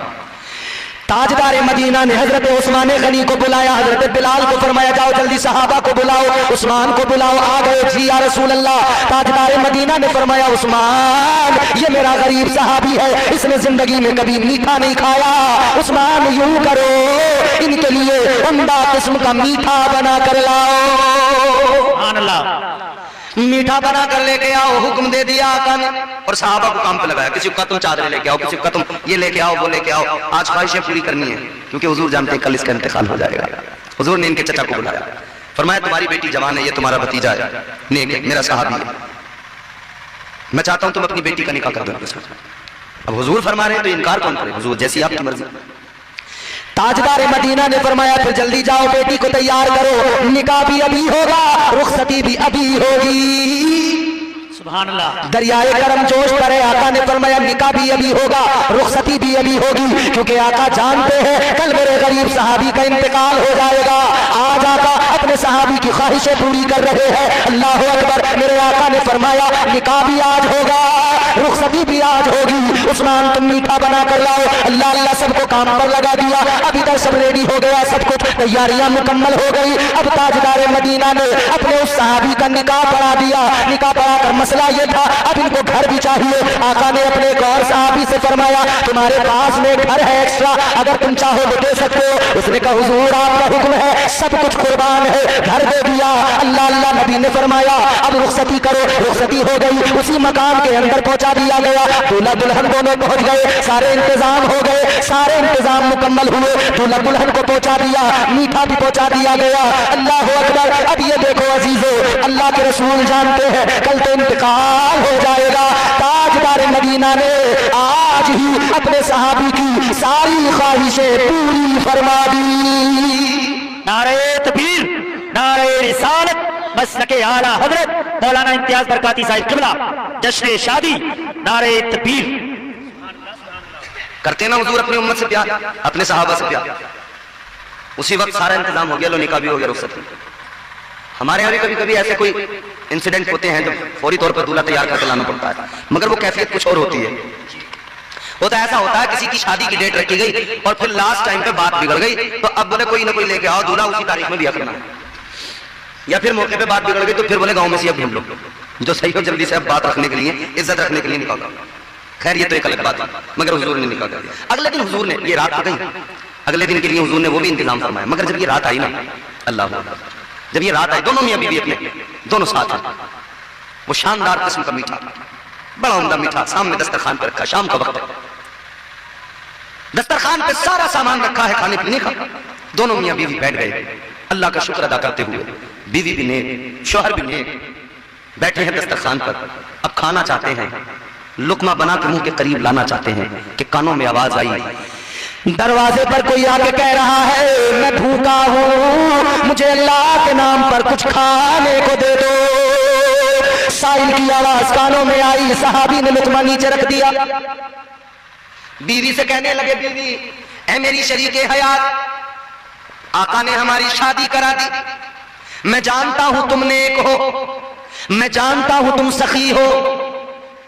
एक ख्वाहिश तो मेरी ये पूरी हो गई कि निकाह हो गया, दूसरी मीठा भी मुझे मिला, मगर अब जबकि साइल मांग रहा है, दरवाजे पे साइल खड़ा है, तो मेरा दिल चाहता है हम ये अपने आगे का सारा खाना, ये सारा मीठा इस मांगने वाले को दे दे। अल्लाह का शुक्र अदा कर ले, क्योंकि जिंदगी अगर है तो अल्लाह हमें दोबारा अदा कर देगा। शौहर भी नेक था, बीवी भी नेक थी, दोनों ने कहा ठीक है। सारा सब कुछ उठाया जो मांगने आया था, उस साइल को दे दिया। जब इन्होंने दिया तो उसने भी लेकर अल्लाह की बारगाह में हाथ उठाए। उस गरीब ने दुआ की, या अल्लाह इनका भला कर दे, या अल्लाह इनकी जिंदगियां लंबी कर दे, या अल्लाह परवरदिगार इन्हें खूब खुशियां अता फरमा। इधर इसने दुआ कर दी, अल्लाह अल्लाह मेरे अजीजों, इधर मांगने वाले ने, इस गरीब ने हाथ उठा दिए, इसने दुआ कर दी। उधर दूसरा दिन जब हुआ, ताजदार मदीना ने एक सहाबी को भेजा। आका ने फरमाया जाओ जाओ उस मकान के पास जाओ। ज़ोहर से पहले भेज दिया, ज़ोहर के बाद भी वहीं रहना है, ज़ोहर की नमाज पढ़ने बस आना है, ज़ोहर के बाद भी रहना है। देखना है अगर घर के अंदर से रोने की आवाज आए तो तुम्हारा काम ये फौरन आना और मुझे बता देना। सुभान अल्लाह, सुभान अल्लाह। क्योंकि हुजूर को तो खबर मिल चुकी थी ज़ोहर में इंतकाल हो जाएगा, तो हुजूर ने अपने एक सहाबी को खड़ा कर दिया उनके दरवाजे पे, उनकी गली के चक्कर लगाना, बस वहीं रहना, अगर घर में से रोने की आवाज आए बस आके मुझे खबर दे देना। सहाबी वहीं उसी गली में वहीं टहलते रहे, चक्कर लगाते रहे, टहलते रहे, चक्कर लगाते रहे। मियां ज़ोहर भी हो गई, असर का वक्त आ गया, तो फिर ये आ गए। हुजूर ने फरमाया बताओ क्या हुआ, आई आवाज रोने की? कहने लगे या रसूल अल्लाह, उस घर से रोने की आवाज नहीं आ रही, बल्कि वहां तो खुशियां ही खुशियां, बहारे ही बहारे, खुशगवार माहौल है। सुभान अल्लाह। अब हुजूर हैरान है, खबर किसी ऐसे वैसे ने नहीं दी थी, फरिश्तों के सरदार ने दी थी, खबर तो झूठी नहीं हो सकती। तो फिर आखिरकार इंतकाल क्यों नहीं हुआ? इंतकाल हो गया होता तो रोने की आवाज आती, फिर माहौल में वो खुशगवारी न रहती, फिर तो गमगीन माहौल हो जाता। हुजूर ने अल्लाह की बारगाह में अर्ज किया, मालिक ये क्या माजरा है? या अल्लाह ये माजरा क्या है? अब आपका दिल खुश हो जाएगा, मेरे जुमले जरा गौर से सुनिए। या अल्लाह माजरा क्या है? या अल्लाह मुझे तो फरिश्तों के सरदार ने बताया था। ऐ परवरदिगार, ताइरे सिदरा ने, तमाम अंबिया के सहाबी हजरत जिब्राइल अमीन ने बाज़ात का मुझे खबर दी थी, लेकिन मौला क्या मुअम्मा है? अल्लाह ने फरमाया ऐ मेरे महबूब, खबर सच्ची थी, तकदीर यही थी, इसकी मौत का वक्त था, इसको दुनिया से जाना था, खबर सच्ची थी, तकदीर यही थी। मगर महबूब जब तूने निकाह पढ़ा दिया, उस निकाह की बरकतों का क्या आलम, हबीब जब तूने रुखसती करवा दी, और फिर महबूब जब ये दस्तरखान पर बैठे, इन्होंने खाना उठाकर जब साई को दे दिया, और उसने लेकर जब गरीब ने हाथ उठा लिए और वो गरीब दुआ करने लगा, अल्लाह ने फरमाया इस निकाह की बरकत से, उस गरीब की दुआ की बरकत से इसकी जिंदगी को तब्दील कर दिया गया। नारे तकबीर, नारे रिसालत, मसलके आला हजरत मौलाना इम्तियाज बरकाती साहिब किबला, सरजमीन बाजपुर, नारे तकबीर। सुभान अल्लाह, सुभान अल्लाह। ये है निकाह, ये है निकाह की बरकतें। मगर तुम निकाह ऐसे ही करो ना जैसे शरीयत ने सिखाया, इस्लाम ने सिखाया। हमारे यहाँ तो वो शादी शादी ही कम मानी जा रही है जिसमें डीजे ना हो। ये तो बड़े मुकद्दर वाले लोग होते हैं जो अपनी शादियों में महफिलें सजाते हैं, तो बड़े मुकद्दर वाले लोग होते हैं। वरना तो हालात ये हैं, जिधर देखिए जहां देखिए शादियों के नाम पर गुंडागर्दी। अच्छा एक बात, एक सवाल मैं आपसे करता हूं, मेरी तरफ देखो चौधरी साहब, मुझे देखो। आपके लिए एक मिठाई का डब्बा आए, डब्बा भी खूबसूरत हो, उस डब्बे के अंदर मिठाई भी उम्दा किस्म की हो, हजरत पीर साहब किबला, डब्बा भी कीमती हो, खूबसूरत हो, मिठाई भी बड़ी उम्दा किस्म की हो, बड़ी नफीस माशाल्लाह तशरीफ लाई, और वो मिठाई बहुत अच्छी हो, मगर उसके साथ उसमें जरा सा गोबर रखा हुआ हो, तो खाएंगे या फेंकेंगे? बताइए, अरे बोल दो, शर्मा रहे हो तुम लोग। चलो मैं तुम्हें मिसाल देता हूं, जैसे तुम बारात में गए कल, बहुत बढ़िया मिठाई आ गई और उसमें जरा सा गोबर रखा हुआ है, क्या करोगे फिर? फेंकोगे नहीं, झगड़ा कर लोगे, झगड़ा, हजार बातें सुनाओगे, रे इसे तमीज नहीं, सलीका नहीं, लड़की वाले को कैसा इंतजाम किया, मिठाई में गोबर रखा हुआ है। ऐ लोगों जरा सोचो, मिठाई में गोबर हो पसंद नहीं, मिठाई में जरा सा गोबर हो गवारा नहीं, बर्दाश्त नहीं, पसंद नहीं, तो बस सोचो जरा, सब कुछ दुरुस्त है, मिठाई अच्छी है, मगर गोबर की वजह से बर्बाद। इसी तरह निकाह तो हुजूर की सुन्नत है, मगर उसमें नाच गाना वाहियात काम शामिल जब कर दिए, तो बताओ क्या ताजदार मदीना उसे पसंद करेंगे? क्या अल्लाह उस शादी को पसंद करेगा? और जब अल्लाह पसंद नहीं करेगा, नबी पसंद नहीं करेंगे, तो वो शादी मुबारक कैसे कहलाएगी, शादी मुबारक कैसे बनेगी? वो शादी खाना आबादी नहीं होगा, वही दर हकीकत शादी खाना बर्बादी बन जाएगा। तो शादियों को आप चाहे तो अपनी आबादी का सबब बना लें, आप चाहे तो अपनी बर्बादी का सबब बना लें, मर्जी तो आपकी है। शादियां करो तो ऐसी करो जैसे आका ने अपनी बेटी की शादी की, ताजदार मदीना इमामुल अंबिया वाली कायनात मुस्तफा ने अपनी बेटी की की शादी की। अल्लाह अल्लाह, ये रिश्ता कैसे जुड़ा? हमारे यहाँ रिश्ते जुड़ते हैं झूठ बोल के। बिचौलिए इतना झूठ बोल रहे हैं, 5 बीघे जमीन को पता नहीं कब 50 बीघा बता दें, कहां बता दें। अल्लाह खैर ही करे। बिचौलियों पे तो बहुत लठिया टूटेगी, ये बात याद रखना। जो झूठ बोल रहे हैं, जो सच बोल के करा रहे हैं, उनका तो बहुत बढ़िया काम है, अल्लाह उन्हें इस पर अजर अता करेगा। मगर जो झूठ बोल के करा रहे हैं, खैर मनाएं अपनी। और फिर मियां कहते क्या है? कहते हैं कि आप थोड़ा बहुत झूठ तो बोलना ही पड़ता है रिश्तों में। अगर झूठ ना बोलो तो बात बनती नहीं। यार लोग भी ऐसे हो गए, बिचौलिए भी ऐसे हो गए, झूठ मान भी लेते हैं लोग, राजी हो जाते हैं रिश्ते करने पे, और ये झूठ बोलकर रिश्ते कराए जा रहे हैं। आओ जरा मैं आपको बताऊं, मौला अली हैदर कर्रार, सुभान अल्लाह। इनका रिश्ता कैसे हुआ।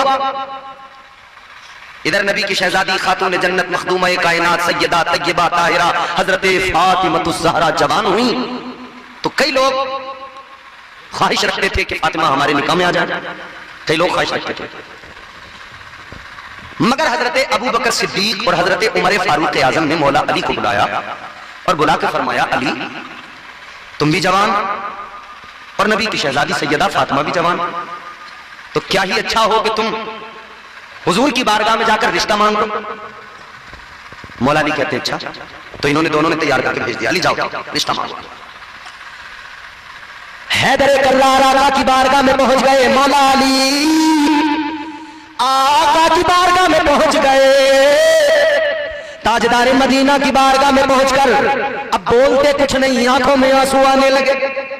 आका ने फरमाया, अली बताओ कैसे आए? बोलते कुछ नहीं, आंखों में आंसू। आका फरमाते, क्या हुआ अली? और जैसे हुजूर ने इतना फरमाया ना, अली क्या बात है, क्यों रो रहे हो? तो अली और ज्यादा आंखों में आंसू, और ज्यादा रोए। ताजदार मदीना वाली कायनात अभी मौला अली से बातें कर रहे हैं कि अल्लाह ने बुलबुल सिदरा को भेज दिया।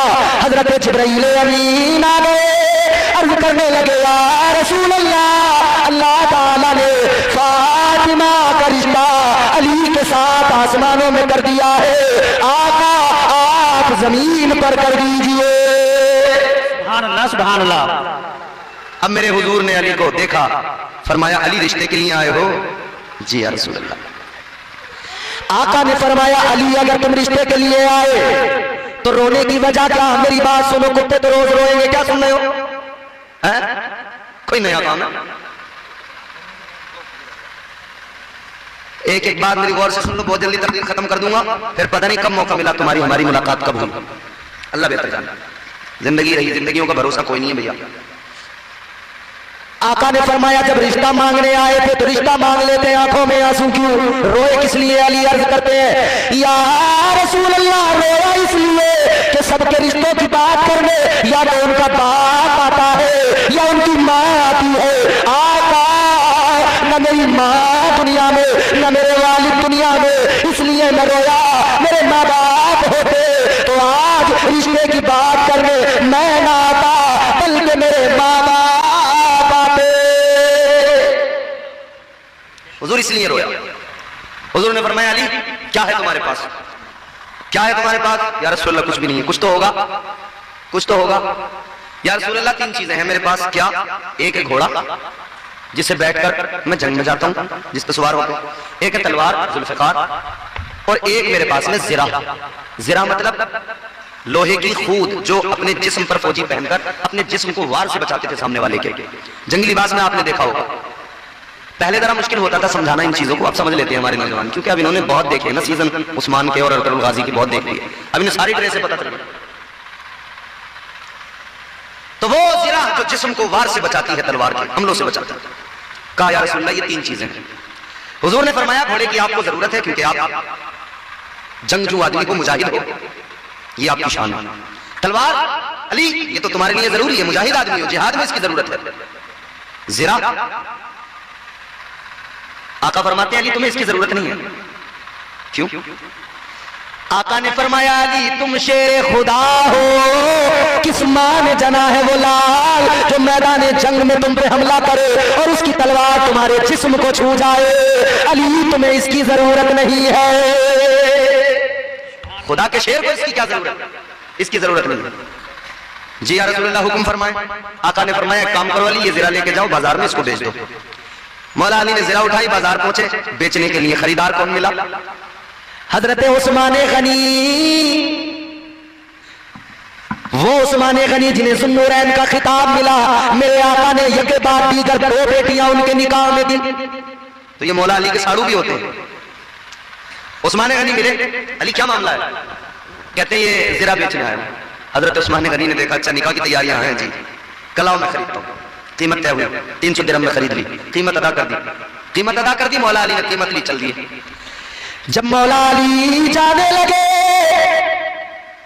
तो फिर हजरत उस्मान गनी ने मौला अली को कहा, अली जरा ठहरो। जी उस्मान आगे बढ़े, कहने लगे, अली ज़रा तुमने बेची, मैंने खरीदी,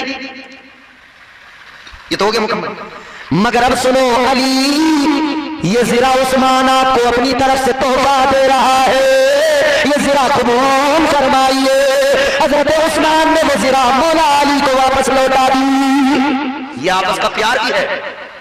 बहुत सारे लोग यहाँ मौलाई कहलवा रहे हैं अपने आप को, और सहाबा में आपस में रंजिशें लगाए बैठे हैं। मैंने कहा तेरा कारखाना कैसा है जहां लड़ाइयां ही लड़ाइयां हैं, रंजिशें ही रंजिशें हैं। सहाबा की मोहब्बतें नजर नहीं आती, सिर्फ लड़ाइयां, जबकि उनकी मोहब्बतों का यह आलम था। रिश्ता करने के लिए खातून जन्नत से भेजने वाले हजरत अबू बकर सिद्दीक, हजरत उमर फारूक आजम, ज़रा खरीद के वापस तोहफे में देने वाले हजरत उस्मान गनी। तुम लड़ाने चले। ताजदार मदीना वाली कायनात मुस्तफा जाने रहमत के गुलामों, अब जरा गौर से सुनना। एक भ्रम तोड़ने वाला हूँ, एक बहुत बड़ी गलतफहमी का इजाला करने वाला हूँ। आ गए मौला अली, लाकर सब कुछ आका की बारगाह में पेश कर दिया। हुजूर ये लीजिए। हुजूर ने उस रकम के अंदर से कुछ रकम निकाली, अली को दी। फरमाया, अली ये तुम्हारे मेहर के लिए, ये अपने पास रखो, इससे मेहर अदा करना। पहली चीज तो ये मेहर का अदा करना जरूरी। बहुत सारे हमारे यहाँ लोग, बहुत सारे क्या अक्सर ये सोच रहे हैं माफ करा लेंगे, माफ करा लेंगे बीवी से। तू कौन है? तू कोई भिखारी है, माफ कराएगा उससे कि माफ कर दो? अल्लाह ने मर्द को हाकिम बनाया, औरत को महकूम बनाया।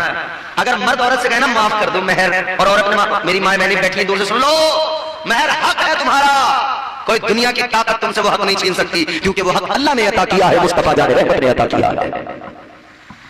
माँ बाप का कोई चक्कर नहीं है, अदा करो। और अगर कोई मर्द अपनी बीवी से कहे मेरा मेहर माफ कर दे, और औरत माफ कर दे, तो माफ नहीं होता। मर गया तो उसका कर्जा लेके मरा, अदा करना पड़ेगा, नहीं होता माफ। अगर मर्द कह दे जी माफ कर दो और औरत माफ कर दे, फिर औरत की दरिया दिली अपनी अलग। वो अगर अपनी मर्जी से कह दे कि जी छोड़ो छोड़ो मेहर, बस हो गया अदा, आप मेरी देखभाल कर रहे हैं, हो गया। अगर औरत अपनी मर्जी से बजाते खुद कह दे, इस्लाम तो ये कहता है सख्ती के साथ कि मेहर दो, वो उसका हक है, उस पर पहुंचना चाहिए। और फिर ऐसा भी नहीं कि जैसे यहाँ ये सासें सलामी के पैसे सुबह काट लेती हैं कि लाल ने दिखाइए कितने पैसे आए तो उस पर सलामी के सब निकाले, सास नंदों ने बैठ के गिन गिना के एक तरफ रख लिए, जल्दी तेरे कानों में कुछ बनवा देंगे। खा गई उसके, ना कानों में कुछ बनवा के दिया, ना पैसे लौटा के दिए। अब हो रही है लड़ाई। अगले 10 साल तक सलामी के पैसों पे घरों में लड़ाई हो रही है। किस लिए? क्योंकि जब तुमने उसके खा लिए और फिर कह रही है दिए भी तो हम नहीं थे, लौटा भी तो हम दुनिया में, तो कोई तो इसलिए लौटा रही थी कि ऐसे वसूल करेगी। मेहर ये हक है औरत का, कोई बचने का रास्ता नहीं है, देना ही पड़ेगा। और दीजिए, जरूर दीजिए यार। आदमी औरत पे इतनी मतलब हाकमियत दिखाता है कि मैं मर्द हूं, मैं बाहर काम करता हूं, मैं तुम्हारे नान नफ्ते का ख्याल करता हूं, बच्चों की परवरिश का ख्याल करता हूं, ये करता हूं, वो करता हूं, ये करता हूं। अरे तुझसे मेहर तो दिया नहीं जा रहा, फिर तू बाहुएं किस लिए सूत रहा है, किस लिए इतनी पगले फुला रहा है? आस्तीने चढ़ाने की जरूरत नहीं। अगर तू मर्द है तो जिस तरह से और सारे काम करता है, इसी तरह से मेहर भी अदा कर, इसमें बचने के रास्ते तलाश न किया कर। एक बात क्लियर हो गई, आगे बढ़ते हैं। फिर वो आगे निकाह पढ़ाते वक्त इमाम साहब बता देंगे मेहर कौन सा वाला है, उधार वाला या नकद वाला, मुअज्जल या गैर मुअज्जल, वो वहां क्लियर हो जाता है। मगर आगे की बात सुनिए, अली को हुजूर ने दिया उसी रकम से, कल लो ये मेहर के लिए हो गया, रख लिया। अब हमारे यहाँ दूसरा मसला है जहेज। जहेज एक ऐसा अमल है जो बहुत ज्यादा हो मायूब है, कभी कभी ये तबाही का बहुत बड़ा एक जरिया है, कभी कभी इस ज्यादा जहेज की वजह से मालदार तो दे देते हैं, मगर गरीब लोग उस ज्यादा जहेज की नुमाइश को देखकर रातों को तड़पते हैं, रोते हैं और सोचते हैं मालदार पे था, उसने दे दिया, मैं गरीब हूं, किससे कर्ज मांगूंगा, क्या करूंगा, कहां से लाऊंगा, कहां से अपनी बेटी को लाकर दूंगा, इंतजाम करूंगा। और याद रहे इस्लाम में बेटियों का जहेज नहीं, प्रॉपर्टी में हिस्सा है। बेशक हक है। तुम जहेज दे के हिस्सा खा जा रहे हो। अब्बा ने जो 50 बीघे जमीन छोड़ी उसमें बहनों का हिस्सा था, जहेज दे के निचंत हो गए। तो भैया दे तो दिया जहेज, काम नहीं बना इससे। तू जहेज 20 लाख रुपए का दे दे, जब तक उसमें हिस्सा नहीं देगा बाप की विरासत में। तूने अगर 10 लाख भी दे दिए हैं और 10,000 का हिस्सा अगर उसका रुका हुआ है तो तू कयामत के दिन मुजरिम बना खड़ा होगा। ये तेरी बहन होगी उधर, अल्लाह तुझसे सवाल करेगा तूने अपनी बहन को अपनी मीरास से, अपने बाप की मीरास से हिस्सा क्यों नहीं दिया? वहां इसका बाबा ही नहीं मिलेगी कि हाँ तूने तो बड़ा जहेज दिया था, तूने इतना जहेज दिया था तो अब तेरे लिए तो चल माफी है, तूने हिस्सा नहीं। प्रॉपर्टी का हिस्सा अगर 50,000 बनता है और तू 4 लाख जहेज की शक्ल में दे रहा है, वो तो देने के लिए जितना दे दे, मगर अगर उसका तूने प्रॉपर्टी में हिस्सा नहीं दिया तो तू मुजरिम है, मुजरिम है, मुजरिम है। आइए आगे बढ़िए। आगे जो रकम बची, आका ने जिस रकम से हजरत अली को दी, फरमाया इससे अपना मेहर अदा करना। बाकी जो रकम बची उससे आका ने क्या किया? ताजदार मदीना ने बाकी की रकम से हजरत अली के बर्तन जो जहेज में थे उनका इंतजाम किया और आका ने उन बचे पैसों से हजरत अली का वलीमा किया। सुभान अल्लाह, सुभान अल्लाह। तो जो फातिमतुज़ ज़हरा को जहेज में बर्तन गए, जो सामान गया, गिनाया जाता ना, मिट्टी के बर्तन, एक जो है साहब पानी का मशकीजा, एक जो है साहब चक्की आटा पीसने की, एक साहब चटाई, एक साहब तकिया, ये सब चीजें बताई जाती। कई शादियों में हमने देखा कि वहां पर साहब ये सामान लगा हुआ है, क्या का ये हजरत फातिमा का जो जहेज था वो उतना जहेज दिया जा रहा। एक बात पूछता हूँ, ये उलमा बैठे सब पढ़े लिखे लोग, पीर साहब बैठे, ये तमाम लोग, एक बात ईमानदारी से बताओ, ये सब बताएंगे चक्की उस दौर के हालात को जरा नजर के सामने रखें। हाथों से अपने हाथ से चक्की चलाकर पीसते थे, फिर उससे खाने का इंतजाम होता था, खाना तैयार होता था। मतलब खुद से मेहनत करके, खुद से पीस के, खुद से चक्की चलाकर। मतलब चक्की की बहुत जरूरत थी हर घर में, क्योंकि खुद से पीसना, तो चक्की जरूरत का सामान थी या नहीं? बोलो, शर्माओ मत, बोलो। चक्की उस वक्त की बहुत बड़ी जरूरत की चीज थी ना, चक्की उस वक्त की बहुत बड़ी जरूरत की चीज थी, ये बात तस्लीम करनी पड़ेगी। और अगर आप यूं कहते हैं नबी ने फातिमा को जहेज दिया और जहेज में चक्की दी, तो मतलब ये होगा कि उस दौर में नबी ने फातिमा को उस वक्त की बहुत जरूरी चीज दी। तो उस वक्त की जरूरी चीज चक्की थी, तो आज की जरूरी चीज फ्रिज हो सकती है। उस वक्त की जरूरी चीज अगर चक्की थी तो आज की जरूरी चीज मोटरसाइकिल हो सकती है। अगर उस वक्त की जरूरी चीज चक्की थी तो आज की जरूरी चीज वॉशिंग मशीन हो सकती है। तो फिर ये बात सामने आएगी, अगर नबी अपनी बेटी को जरूरत की चीज दे सकते हैं तो फिर उम्मत के लिए रास्ता खुलता है कि उम्मत भी अपनी बेटियों को जरूरत की चीजें दे। तो फिर कौन सी चीजें जरूरत की होगी? फिर जरूरत की चीज वॉशिंग मशीन होगी, फिर जरूरत की चीज फ्रिज होगी, फिर जरूरत की चीज, ये तमाम चीजें होगी। अच्छा, एक है अपनी तरफ से देना, अपनी बहन को, अपनी बेटी को कोई अपनी तरफ से यूं ही तोहफा दे दे, और एक ये कि नबी ने दिया तो अब देना पड़ेगा। अगर ये आधार बना लिया तो जहेज तो लाजमी हो जाएगा, जहेज तो जरूरी हो जाएगा। तो फिर ये किस लिए कहते हो नबी ने फातिमा को जहेज दिया? किस लिए कहते हो नबी ने फातिमा को चक्की दी? किस लिए कहते हो नबी ने फातिमा को तकिया दिया? किस लिए कहते हो नबी ने फातिमा को चटाई दी? किस लिए कहते हो नबी ने फातिमा को बिस्तर दिया? किस लिए कहते हो नबी ने फातिमा को चूल्हा दिया? नबी ने फातिमा को बर्तन दिए। अगर तुम ये कहोगे नबी ने जहेज दिया तो सारी उम्मत पर जहेज देना सुन्नत हो जाएगा। अगर ये कहोगे नबी ने जहेज दिया तो सारी उम्मत के लिए जहेज देना सुन्नत हो जाएगा। फिर मुझे बताओ कौन सा आलिम आके कहेगा कि जहेज कम करो, जहेज मत दो? कौन कहेगा? फिर तो सुन्नत हो जाएगा। और सुन्नत में तो आदमी जितना बढ़ चढ़ के हिस्सा ले, सुन्नत में तो आदमी जितना बढ़ चढ़ के हिस्सा ले वो बेहतर ही बेहतर है ना। तो इसका असली, मैंने आपको जो बताया असल चीज ये है, वो जो बर्तन दिए गए, वो जो जहेज दिया गया, क्योंकि अली मुस्तफा जाने रहमत के यहां पले। जुमला मेरा बहुत गौर से सुन लेना। अली को मेरे नबी ने पाला और फातिमा को भी मुस्तफा ने पाला, तो दोनों के लिए